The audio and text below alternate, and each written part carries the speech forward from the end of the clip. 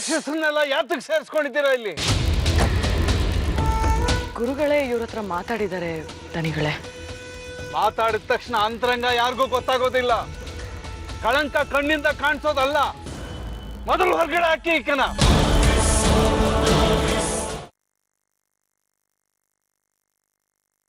ಸೂರ್ಯಕಾಂತ್ ದೇಸಾಯಿ ನಮ್ಮ ಅಣ್ಣ. ನೀನು ದೇಸಾಯಿ ಕುಟುಂಬಕ್ಕೆ ಸೇರ್ತವನು.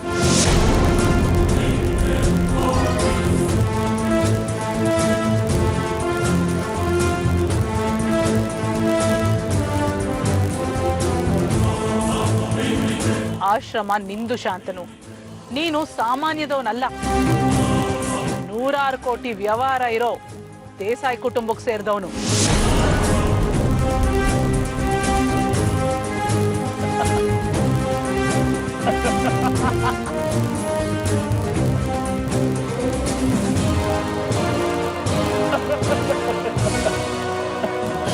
ಅಲ್ಲಮ್ಮ, ದೇಸಾಯಿ ನನ್ನ ಮಾವನ. ಇಷ್ಟು ದೊಡ್ಡ ಖಜಾನೆ ಇಲ್ಲಿ ಇಟ್ಕೊಂಡು ನನ್ನನ್ನು ಯಾಕಮ್ಮ ಅಲ್ಲಿ ಕರ್ಕೊಂಡು ಹೋದ್ರಿ? ಕೊಪ್ಪರಿಗೆ ಸಂಪತ್ತು ಇಲ್ಲೇ ಇದೆಯಲ್ಲಮ್ಮ. ವಿಷ್ಣು ಮೇಲಿನ ದ್ವೇಷ, ಧರ್ಮಾಧಿಕಾರಿ ಕುಟುಂಬದ ಮೇಲಿನ ಕೋಪದಿಂದ ನಿನ್ನನ್ನು ಹೀಗೆ ಬೆಳೆಸ್ಬೇಕಾಯ್ತು. ಶಾಂತನು, ಆದಷ್ಟು ಬೇಗ ನೀನು ಹುಷಾರಾಗಬೇಕು. ನನ್ನ ಮಗ ಹಳೆ ಶಾಂತನು ನನಗೆ ಬೇಕು. ನಾನು ಅವನ್ನ ನೋಡ್ಬೇಕು. ಅಮ್ಮ, ಈಗ ಹುಮ್ಮಸ್ಸು ಜಾಸ್ತಿ ಆಗ್ತಾ ಇದೆಯಮ್ಮ. ನನಗೆ ಕೈಕಾಲು ನೋವು ಜಾಸ್ತಿ ಇಲ್ಲಮ್ಮ, ಎಲ್ಲ ಸರಿ ಹೋಗ್ತಾ ಇದೆ. ನಾವ್ ಅನ್ಕೊಂಡಿದ್ದನ್ನ ಪಡ್ಕೋಬೇಕು. ಪ್ರೀತಿಯಿಂದ ಗೆಲ್ಲಕ್ ಹೋದೆ, ಅದ್ ಸಿಗೋದಿಲ್ಲ ಅಂತ ಗೊತ್ತಾಯ್ತು. ಇನ್ನೇನೇ ಇದ್ರು ದೇಸಾಯಿ ಕುಟುಂಬದಿಂದ ಕಿತ್ಕೋಬೇಕು. ಇಷ್ಟು ಹೇಳಿದ್ರಲ್ಲ ಸಾಕ್ ಬಿಡಿಮ್ಮ. ಮುಂದೆ ಏನಾಗುತ್ತೆ ಅಂತ ಈಗಲೇ ಕಲ್ಪನೆ ಮಾಡ್ಕೋತಾ ಇದ್ದೀನಿ.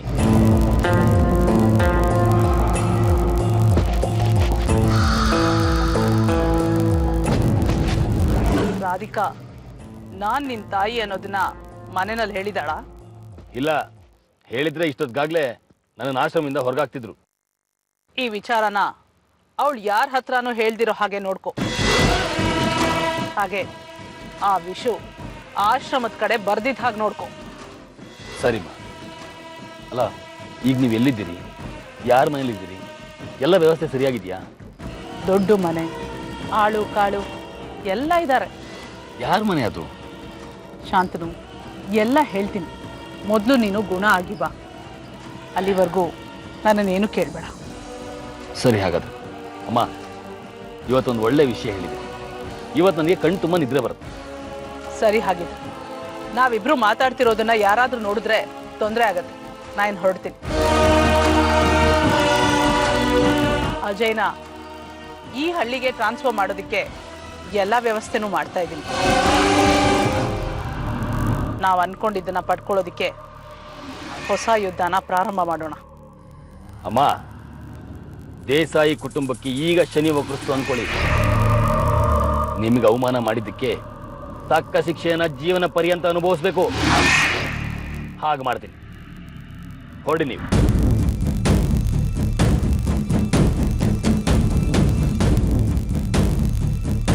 ದೇಸಾಯಿ ಕುಟುಂಬದ ಕುಡಿನ ನಾನು ಅಂದ್ರೆ ಒಂದು ಲೆಕ್ಕದಲ್ಲಿ ಈ ಆಶ್ರಮ ನನಗೆ ಸೇರಿ. ದೇಸಾಯಿಗಳು ಧರ್ಮದ ಕೆಲಸ ಮಾಡ್ಕೊಂಡು ಹೋಗ್ತಿರೋದಕ್ಕೆ ನನಗೆ ಹೆಮ್ಮೆ ಇದೆ. ಆದ್ರೆ ನನ್ನ ತಾಯಿಗೆ ಅವಮಾನ ಮಾಡಿದ್ದಕ್ಕೆ ನನಗೆ ದ್ವೇಷ ಇದೆ. ನನ್ನ ತಾಯಿಗೆ ಅವಮಾನ ಮಾಡಿದ್ದಕ್ಕೆ ಮುಂದೆ ಅದೇನ್ ಕಾದಿದೆಯೋ ದೇಸಾಯಿಗಳೇ ನನಗೆ ಗೊತ್ತಿಲ್ಲ.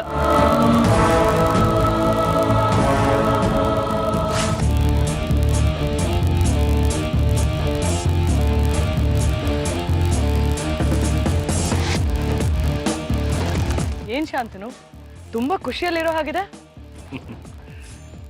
ದೇನೇವಾಲ ಜಬ್ಬಿ ದೇತ ದೇತ ತಪ್ಪಡ ಪಾಡಕೆ ಅನ್ನೋ ಮಾತನ್ನ ಕೇಳಿದಿರಾ? ಹಾಗಂದ್ರೆ ಏನರ್ಥ? ಆ ದೇವ್ರು ಸುಲಭವಾಗಿ ಕೊಡಲ್ಲ, ಕೊಟ್ರೆ ಕಪ್ಪಾಳಕ್ಕೆ ಹೊಡೆದು ಕೊಡ್ತಾನೆ ಅಂತ ಈ ಮಾತಿನ ಅರ್ಥ. ಓಕೆ, ದೇವ್ರು ಇವಾಗ ನಿನಗೆ ಏನ್ ಕೊಟ್ಟಿದ್ದಾರೆ? ಇಷ್ಟೊಂದು ಖುಷಿ ನನ್ಗೆ ಯಾವತ್ತೂ ಆಗಿರ್ಲಿಲ್ಲ ಸಂಜೀವಿನಿ ಅವರೇ. ಇವತ್ತು ನನಗೆ ಅಷ್ಟೊಂದು ಖುಷಿ ಆಗ್ತದೆ. ಕಾರಣ ಇಲ್ದೇನೆ ಖುಷಿನಾ ಶಾಂತನು? ಹಾಗೆ ಅಂದ್ಕೊಳ್ಳಿ. ರಾಧಿಕಾ ಅವ್ರು ಬಂದಿಲ್ವಾ? ಇಲ್ಲ, ಬರ್ಬೇಕಾಗಿತ್ತು, ಇನ್ನೂ ಬಂದಿಲ್ಲ. ಬೇಗ ಬರೋದು ಕೇಳಿ ಸಂಜೀವಿನಿ ಅವರೇ. ನನಗೆ ಒಂದಿನ ಔಷಧಿ ತಪ್ಪಿಸೋದಕ್ಕೂ ಇಷ್ಟ ಇಲ್ಲ. ಇನ್ನೊಂದು ಕೆಲವು ದಿನದಲ್ಲಿ ನನ್ನ ಕಾಯಿಲೆ ಎಲ್ಲ ವಾಸಿ ಆಗ್ಬಿಡುತ್ತೆ. ರಾಧಿಕಾ ಅವ್ರ ಕೈಗುಣ ಆಗಿದೆ ಅಂತ ಹೇಳಿ. ಪ್ಲೀಸ್ ಬೇಗ ಬರೋದಕ್ಕೆ ಹೇಳಿ. ಸರಿ, ಆಯ್ತು.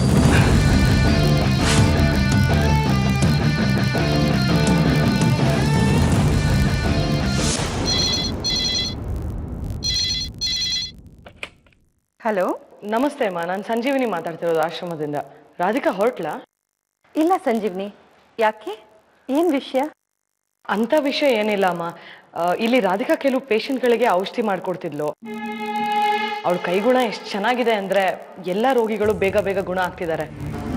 ಒಂದು ದಿನ ಅವಳು ಬರ್ಲಿಲ್ಲ ಅಂದ್ರೂ ಎಲ್ಲರೂ ಕೇಳ್ತಾರೆ. ಅದಕ್ಕೆ ಅಮ್ಮ ಕೇಳಿದೆ. ಹೌದಾ? ಆದ್ರೆ ಇವತ್ತು ನಾಳೆ ನೀವೇ ಯಾರಾದ್ರೂ ಔಷಧಿ ಕೊಟ್ಬಿಡಿ. ರಾಧಿಕಾ ಬರೋದಿಲ್ಲ. ಏನು, ರಾಧಿಕಾ ಬರೋದಿಲ್ವಾ? ಯಾಕಮ್ಮ? ಸಂಜೀವಿನಿ, ನಮಗ್ ಪರಿಚಯ ಇರೋ ಶಾಸ್ತ್ರಿಗಳ ಊರಿಗೆ ದೇವಸ್ಥಾನದ ಹೋಮದ ಕಾರ್ಯಕ್ಕೆ ನಾವೆಲ್ಲರೂ ಹೋಗ್ತಾ ಇದೀವಿ. ಜೊತೆಗೆ ರಾಧಿಕಾನು ಕರ್ಕೊಂಡು ಹೋಗ್ತಾ ಇದೀವಿ. ಹೌದಾ? ತುಂಬಾ ದೂರನಾ? ಹಾ, ದೂರನೇ, ಮಧುರಾಪುರ ಅಂತ. ಸರಿ ಅಮ್ಮ. ಸರಿ. ಶಾಂತನು, ರಾಧಿಕಾ ಒಂದ್ 2 ದಿನ ಬರೋದಿಲ್ವಂತೆ. ಹೌದಾ? ಯಾಕೆ? ಯಾವುದೋ ಒಂದು ದೇವಸ್ಥಾನದಲ್ಲಿ ಹೋಮ ಇದೆ ಅಂತ ಹೋಗ್ತಾ ಇದ್ದಾರೆ.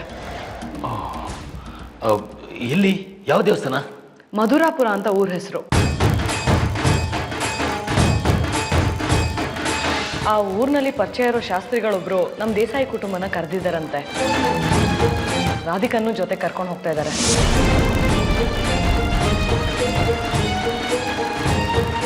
ಯೋಚನೆ ಮಾಡಬೇಡ ಶಾಂತನು, 2 ದಿನದ ಮಟ್ಟಿಗೆ ನಾವೇ ಯಾರಾದ್ರೂ ನಿಂಗೆ ಔಷಧಿ ಕೊಡ್ತೀವಿ.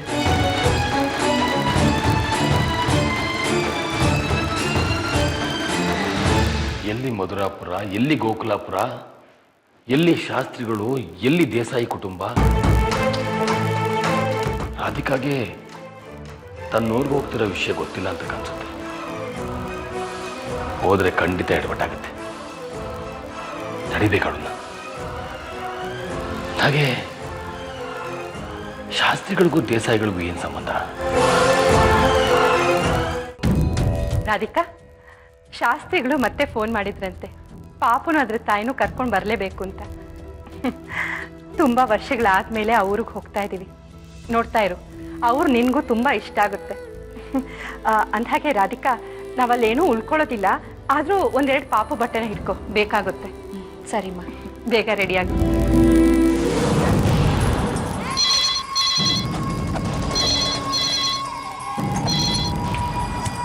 ಹಲೋ, ನಾನು ನಿನಗೋಸ್ಕರ ಕಾಯ್ತಾ ಇದ್ದೀನಿ. ನಾನಿವತ್ತು ಬರೋದಕ್ಕಾಗೋದಿಲ್ಲ. ಮನೆಯಲ್ಲಿ ದೇವಸ್ಥಾನ ಕರ್ಕೊಂಡು ಹೋಗ್ತಿದ್ದಾರೆ. ನೀನ್ ಎಲ್ಲಿಗೂ ಹೋಗಬಾರ್ದು.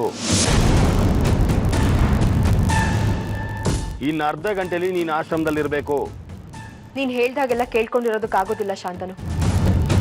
ಸೌಪರ್ಣಿಕಮ್ಮ ಜೊತೆ ನಾನು ದೇವಸ್ಥಾನಕ್ಕೆ ಹೋಗ್ತಿದ್ದೀನಿ. ಅವ್ರಿಗೆ ಈಗಾಗಲೇ ನಾನು ಬರ್ತೀನಿ ಅಂತಲೂ ಹೇಳಿದ್ದೀನಿ. ಒಂದಿನ ನಿಂಗೆ ಔಷಧಿ ಇಲ್ಲ ಅಂದರೆ ನೀನೇನು ಸಾಯಲ್ಲ. ಇದೇ ರೀತಿ ನೀನು ನನಗೆ ಹಿಂಸೆ ಕೊಡ್ತಾ ಇದ್ರೆ ನಾನು ನನ್ನ ಮೌನನ ಮುರಿಬೇಕಾಗತ್ತೆ.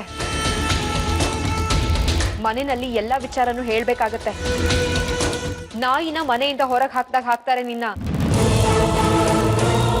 ಮನುಷ್ಯತ್ವ ಇಲ್ಲದೆ ಇರೋ ನೀನು ನನ್ನ ನೆಮ್ಮದಿನ ಹೇಗೆ ಕೆಡಿಸ್ತಾ ಇದೆಯೋ ಹಾಗೆ ನಿನ್ನ ನೆಮ್ಮದಿನೂ ಕೆಡಿಸೋ ಕಾಲ ಬಂದೇ ಬರುತ್ತೆ.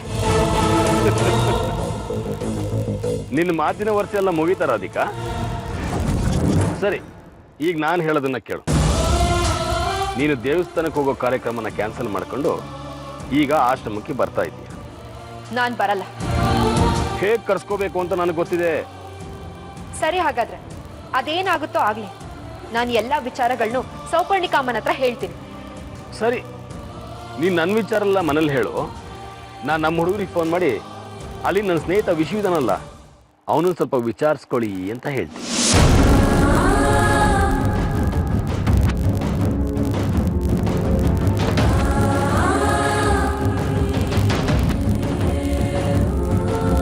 ಯಾಕೆ ರಾಧಿಕಾ, ವಿಶ್ವ ಅನ್ನೋನು ಒಬ್ಬ ನನ್ನ ಹತ್ರ ಇದ್ದಾನೆ ಅನ್ನೋದನ್ನ ಮರೆತು ಮಾತಾಡ್ದೆ ಅಲ್ಲ? ಕಾಯ್ತಾ ಇರ್ತೀನಿ. ನೀನು ದೇವಸ್ಥಾನಕ್ಕೆ ಹೋಗಬಾರ್ದು. ಅಷ್ಟು.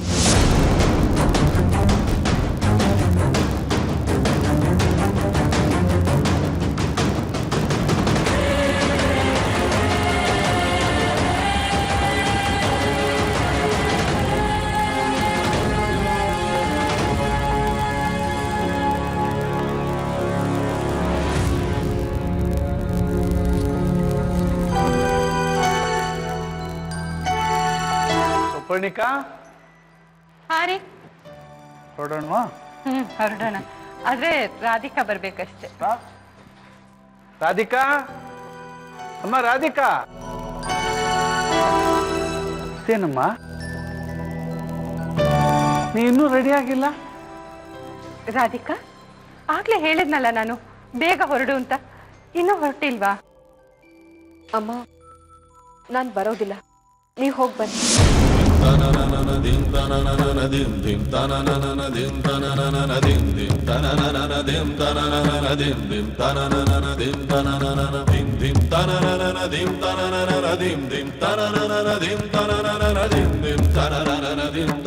ಇದೇನಮ್ಮ ಹೀಗೆ ಹೇಳ್ತಾ ಇದ್ಯಾ? ನೀನ್ ಬರ್ತೀಯ ಅಂತ ನಾವು ಖುಷಿಲಿ ಹೊರಟಿದೀವಿ. ಅದಲ್ಲದೆ ಶಾಸ್ತ್ರಿಗಳು ಬೇರೆ ನೀನ್ ಬರೋದನ್ನ ಕಾಯ್ತಾ ಇರ್ತಾರೆ. ಇಲ್ಲ, ನೀವು ಹೋಗಿ ಬನ್ನಿ, ಇನ್ನೊಂದ್ಸರ್ತಿ ಬರ್ತೀನಿ ನಾನು. ಅಲ್ಲ ರಾಧಿಕಾ, 5 ನಿಮಿಷದ ಹಿಂದೆ ನಾನು ಬರ್ತೀನಿ ಅಂತ ಹೇಳಿದ್ಯಲ್ಲ, ಈಗ ಬರಲ್ಲ ಅಂತ ಹೇಳ್ತಿದ್ಯಾ?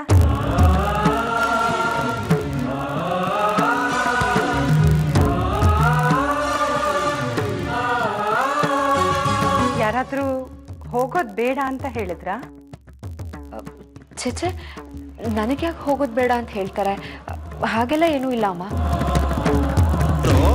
ಅದು ಅಷ್ಟು ದೂರ ಅಲ್ವಾ, ಅದು ಅಲ್ಲದೆ ಕೃಷ್ಣನ ಅಷ್ಟು ದೂರ ಕರ್ಕೊಂಡು ಬರೋದು ಬೇಡ ಅಂತ ಅನ್ನಿಸ್ತು ಅಷ್ಟೇ.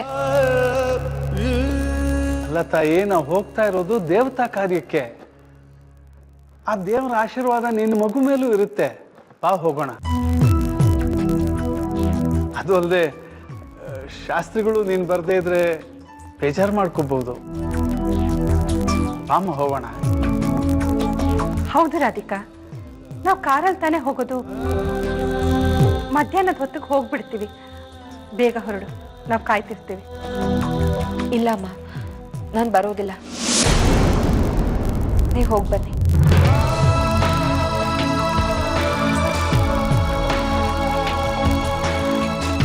ಸೌಪರ್ಣಿಕಾ,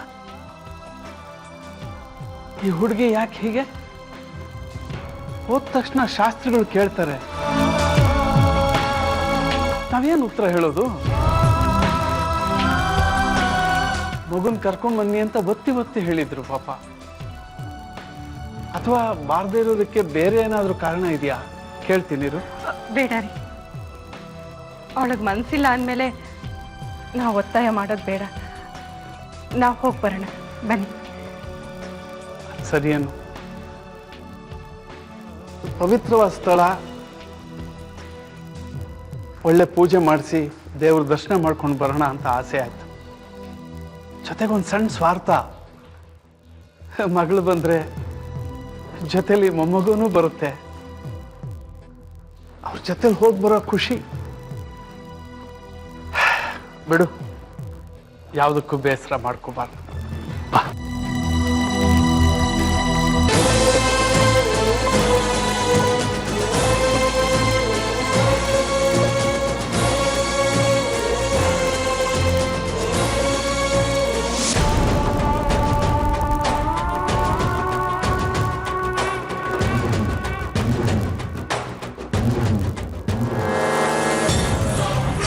ನಾನು ಏನು ಅನ್ಕೊಂಡಿದ್ದೀನೋ ಅಷ್ಟೇ ಆಸ್ತಿ ಇದೆಯಾ, ಅಥವಾ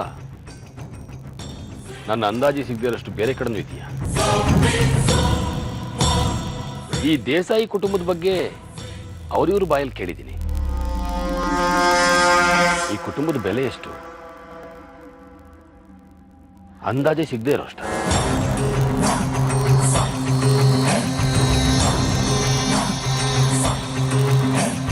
ಏನ್ ಶಾಂತನು, ತುಂಬಾ ಯೋಚನೆ ಮಾಡ್ತಿದ್ಯಾ? ಏನಿಲ್ಲ, ಹೀಗೆ ಸಂಜೀನವರೇ, ನಿಮ್ಮ ಬಗ್ಗೆನೇ ಯೋಚನೆ ಮಾಡ್ತಾ ಇದ್ದೆ. ನನ್ ಬಗ್ಗೆನಾ? ನಿಮ್ಮ ಮಾತು, ನಿಮ್ಮ ಸೇವಾ ಮನೋಭಾವ ನನಗೆ ತುಂಬಾ ಇಷ್ಟ ಆಯ್ತು. ಯಾಕೋ ಇತ್ತೀಚೆಗೆ ಎಲ್ರೂ ತುಂಬಾ ಹೊಗಳ್ತಿದ್ಯಲ್ಲ ಶಾಂತನು. ಮೊದಲು ರಾಧಿಕನ್ನ ಮಾತಾಡ್ ಹೊಗಳ್ದೆ, ಇವಾಗ ನಾನಾ? ನೋಡು, ನೀನ್ ಎಷ್ಟೇ ಹೊಗಳಿದ್ರು ನಿನಗೆ ಹೇಗ್ ಬೇಕು ಹಾಗಿರೋದಕ್ಕೆ ನಾನ್ ಬಿಡಲ್ಲ. ಚೇಚೆ, ಹಾಗೇನು ಇಲ್ಲ. ಸುಮ್ಮನೆ ಈ ಆಶ್ರಮದ ಬಗ್ಗೆ, ದೇಸಾಯಿಗಳ ಬಗ್ಗೆ ತಿಳ್ಕೋಬೇಕು ಅಂತ ಅನಿಸ್ತು. ಅದನ್ನ ತಿಳ್ಕೊಳ್ಳೋಕೆ ಸೂಕ್ತವಾದ ವ್ಯಕ್ತಿ ನೀವೇ ಅಂತ ಕೂಡ ಅನಿಸ್ತು. ಅದಕ್ಕೆ ಕೇಳ್ತಾ ಇದ್ದೀನಿ, ಹೇಳ್ತೀರಾ? ಸರಿ, ಏನ್ ಕೇಳ್ಬೇಕು ಕೇಳು, ನನಗೆ ಎಷ್ಟು ಗೊತ್ತಿದೆ ಅಷ್ಟು ಹೇಳ್ತೀನಿ. ಈ ಆಶ್ರಮ ಶುರುವಾಗಿ ಎಷ್ಟು ವರ್ಷ ಆಯ್ತು? ನನಗೆ ಗೊತ್ತಿರೋ ಪ್ರಕಾರ ಸುಮಾರು 25 ವರ್ಷಗಳಿಗಿಂತ ಜಾಸ್ತಿ ಆಗಿದೆ. ಓ ಹೌದಾ?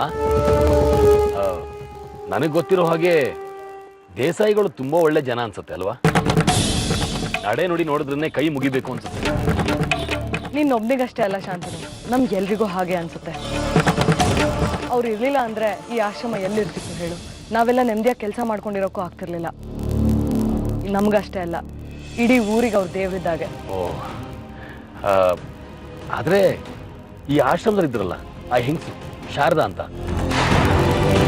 ಅವ್ರ ಹತ್ರ ನಡ್ಕೊಂಡಿದ್ದ ರೀತಿ ನನ್ಗೆ ಇಷ್ಟ ಆಗಿಲ್ಲ. ಯಾಕೆ ಹಾಗೆ ನಡ್ಕೊಂಡ್ರೋ ಏನೋ, ದೇಸಾಯಿಗಳ ಮೇಲಿದ್ದ ಗೌರವ ನನಗೆ ಕಡಿಮೆ ಆಗೋಯ್ತು. ಅದೇ ನನಗೂ ಅರ್ಥ ಆಗ್ತಿಲ್ಲ ಶಾಂತನು. ಯಾಕೆ ಹಾಗೆ ಮಾಡಿದ್ರು ಅಂತ ಯಾರನ್ನೇ ಕೇಳಿದ್ರು ಉತ್ತರ ಸಿಗ್ತಿಲ್ಲ. ಶಾರದಂಗೂ ಮತ್ತೆ ದೇಸಾಯಿಗಳಿಗೂ ಯಾವುದೋ ದೂರದ ಸಂಬಂಧ ಇರಬೇಕು, ಇಲ್ಲಾಂದ್ರೆ ಹಾಗೆ ಮಾಡಕ್ ಚಾನ್ಸೇ ಇಲ್ಲ. ಅವ್ರು ಯಾವತ್ತೂ ಯಾರ ಮೇಲೂ ರೇಗ್ದವ್ರೆ ಅಲ್ಲ ಶಾಂತನು. ನಾನು ಅದನ್ನೇ ಯೋಚನೆ ಮಾಡ್ತಾ ಇದ್ದೆ. ಅವ್ರದ್ದು ಇದೊಂದೇ ಆಶ್ರಮನ ಅಥವಾ ಬೇರೆನೂ ಇದೆಯಾ? ಇದೊಂದೇ ಆಶ್ರಮ. ದೇವರು ತುಂಬಾ ಕೊಟ್ಟಿದ್ದಾನೆ, ಅದಕ್ಕೆ ಈ ರೀತಿ ದಾನ ಧರ್ಮ ಮಾಡ್ತಾ ಇದಾರಲ್ವಾ? 4 ತಲೆಮಾರು ಕೂತ್ ತಿಂದ್ರು ಅವ್ರ ಆಸ್ತಿ ಮುಗಿಯೋದಿಲ್ಲ. 100 ಎಕರೆ ತೋಟ, 1000 ಎಕರೆ ಜಮೀನು, ಅವ್ರ ಆಸ್ತಿ ಲೆಕ್ಕಕ್ಕೆ ಸಿಗೋದಿಲ್ಲ. ಅಷ್ಟಿದೆಯಾ? ಅಷ್ಟೇ ಅಲ್ಲ ಶಾಂತನು, ಪಕ್ಕದೂರಲ್ಲಿರೋ ಗಾರ್ಮೆಂಟ್ಸು, ಸೋಪ್ ಫ್ಯಾಕ್ಟ್ರಿ ಎಲ್ಲಾನು ನಮ್ಮ ದೇಸಾಯಿಗಳ್ದೇನೆ. ತುಂಬಾ ಸರಳವಾಗಿ ಬದುಕ್ತಿದ್ದಾರೆ. ಅವ್ರನ್ನ ನೋಡಿದ್ರೆ ಹೆಮ್ಮೆ ಆಗುತ್ತೆ. ಆಗದೆ ಇರುತ್ತಾ? ಕಡಿಮೆ ಅಂದ್ರೂ 50 ಕೋಟಿಗೆ ಬಾಳ್ತಾರಲ್ವ ಅವರು? ಬಿಡು ಶಾಂತನು, ನಿನಗಂತೂ ಲೆಕ್ಕ ಬರಲ್ಲ. ದೇಸಾಯಿಗಳ ಆಸ್ತಿ ಲೆಕ್ಕ ಇಲ್ದೇ ಇರೋಷ್ಟಿದೆ. ನೀನ್ ಹೇಳ್ತಿರೋದು ಬಹುಶಃ 5% ಇರ್ಬೋದಷ್ಟೇ. ಪಾಪ, ಚಿಕ್ಕ ವಯಸ್ಸಲ್ಲೇ ಇದ್ದ ಮಗಳನ್ನ ಕಳ್ಕೊಂಡ್ಬಿಟ್ರು. ಆ ನೋವು ಇನ್ನ ಕಾಡ್ತಾ ಇದೆ ಅವ್ರನ್ನ. ಇಷ್ಟೆಲ್ಲ ಆಗಿದೆಯಾ ಅವ್ರ ಜೀವನದಲ್ಲಿ? ಪಾಪ, ಆ ದೇವರು ಅವ್ರಿಗೆ ಒಳ್ಳೇದು ಮಾಡ್ಲಿ ಅಂತ ನಾನು ಆ ದೇವರಲ್ಲಿ ಬೇಡ್ಕೋತೀನಿ. ಕ್ಷಮಿಸಿ, ತಲೆ ತಿನ್ಬಿಟ್ಟೆ. ಒಳ್ಳೆಯವ್ರ ಬಗ್ಗೆ ತಿಳ್ಕೋಬೇಕು ಅಂತ ಆಸೆ ಅಷ್ಟೇ, ಬೇರೇನೂ ಇಲ್ಲ. ನನಗೆ ಗೊತ್ತಿರೋಷ್ಟು ನಾನು ಹಿಂಗೆ ಹೇಳಿದ್ದೀನಿ ಶಾಂತನು. ಸರಿ, ನನಗಿನ್ ಕೆಲಸ ಇದೆ, ಬರ್ತೀನಿ ನಾನು.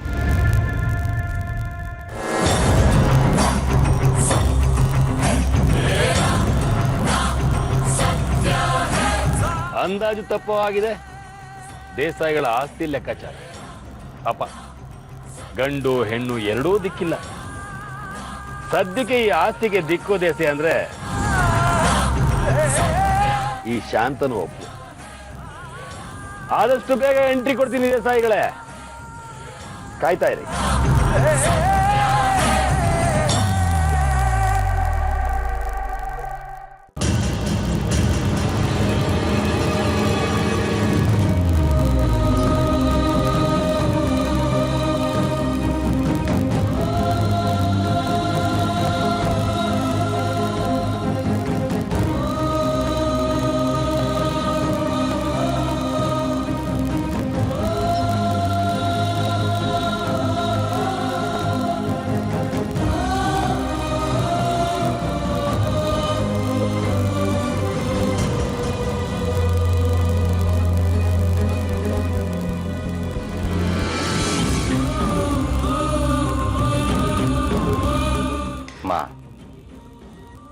ಇದೇನಿದು? ಆ ಮಗು ಫೋಟೋ ನೋಡ್ಕೊಂಡು ಅಳ್ತಾ ನಿಂತಿದ್ಯಲ್ಲಮ್ಮ. ಪೂರ್ಣ, ರಾಧಿಕಾ ನಮ್ಮ ಮನೆಯಿಂದ ಹೋಗಿ 1 ವರ್ಷ ಆಯ್ತಲ್ವೇನೋ? ಅವಳು ಎಲ್ಲಿದ್ದಾಳೆ ಅಂತ ನಮ್ಗಿನ್ನೂ ಗೊತ್ತಾಗ್ಲೇ ಇಲ್ಲ. ಯಾಕೋ ಯಾಕೋ ಪೂರ್ಣ, ದೇವ್ರು ನಮಗೆ ಇಷ್ಟೊಂದು ಕಷ್ಟಗಳನ್ನು ಕೊಟ್ಟು ಪರೀಕ್ಷೆ ಮಾಡ್ತಾ ಇದ್ದೇವೆ. ಕೊಡ್ಲಮ್ಮ, ಇಷ್ಟೇ ಕಷ್ಟ ಅಲ್ಲ, ಇನ್ನೂ ಅಷ್ಟು ಕಷ್ಟ ಕೊಟ್ಟು ನನ್ನನ್ನು ಕಾಡ್ಲಿ, ನನಗೆ ಯಾವ ಬೇಸರನೂ ಇಲ್ಲ.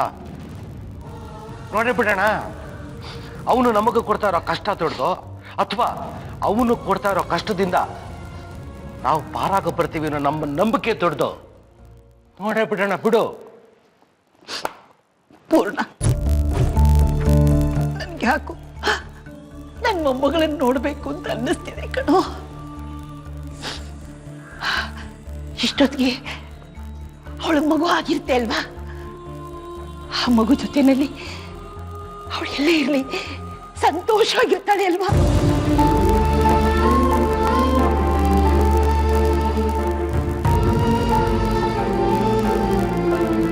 ಇಲ್ಲಮ್ಮ, ನನ್ನ ಮಗಳು ಸಂತೋಷವಾಗಿಲ್ಲ. ಅವಳು ತುಂಬಾ ಕಷ್ಟದ ದಿನಗಳನ್ನ ಎದುರಿಸ್ತಾ ಇದ್ದಾಳೆ. ಅವಳು ಸಂತೋಷವಾಗಿದ್ದಿದ್ರೆ ಈ ತಂದೆನ, ಈ ಮನೇನ ಅವಳು ಮರಿತಾ ಇರ್ಲಿಲ್ಲ.